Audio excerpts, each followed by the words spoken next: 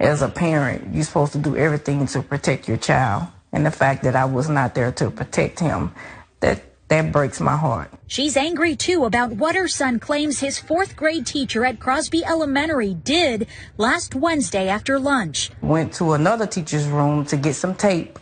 She come back into the classroom, and that's when she began to tape him. He got his hand, and he went like this here, went around, came back around. I say, when she started to tape you, what did you say? He said, I asked her, what did I do? I wasn't doing anything. I was just walking. Zai told Mom when she left, several students started hitting him from behind, laughing. One kid even saying that he was going to slap him as hard as Will Smith slapped Chris Rock.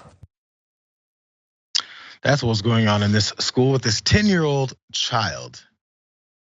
He said his teacher taped him to a chair because he wouldn't be still.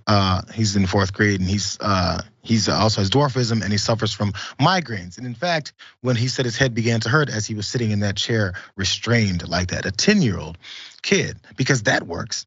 The end game on that type of thought process is just like, whatever, I'm just tired of this. So after the teacher returned, Zai freed himself from the tape because he had a headache and went to an area of the classroom designated for students to, quote, cool down. I'm trying to figure out why he didn't go to that section of the class before she taped him to the chair. So anyway, while he was in the cool down section, the teacher went over and said, I was just playing with you, is what his mother, who we saw in that piece, said she was told by that teacher. So I think maybe that teacher realized, I'm in a bad spot. Look what I just did, and this is gonna go really bad for me. Let me try to convince him and abuse him a little bit further, this victim here, and tell him that I was doing it just for fun, and therefore he should start thinking things like this are fun. I don't think she thought that part through either, Jeff. You've got kids. Imagine what you do if you hear this.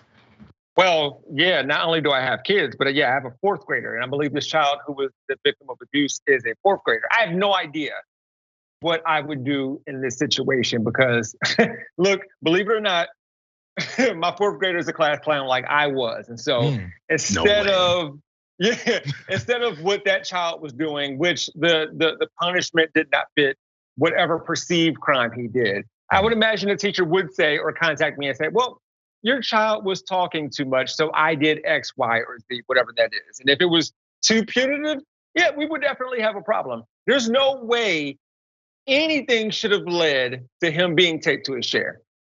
At all. Well, I'm gonna give you, maybe you'll change your mind now, Jeff, because did you know? Because Charlotte Johnson, who was talking that, she said she didn't know until the end of the school day, this whole thing went down. And when asked why the teacher did it, she said the official from the school said he wouldn't be still. I mean, apparently that's a crime that's worth that type of punishment. Also, they added this. We're aware of the allegations and an investigation is underway. There are two sides to every story. I'm sure they have another side to the story. I wonder if it includes something that would make everyone go, oh yeah, that's right. So next time that happens, tape another fourth grader to a chair and give him headaches and then send him to the cool down corner, and also allow other bullies in the class to kick him and say they're gonna slap him like Will Smith slapped Chris Rock, because all that is very educational. And we know how this thing goes. The teacher is now on administrative leave. And we'll see if anything comes of this. They probably will punish the teacher. I mean, the teacher's not a cop. Come on, let's keep it real. Sorry, mine's always in bad places.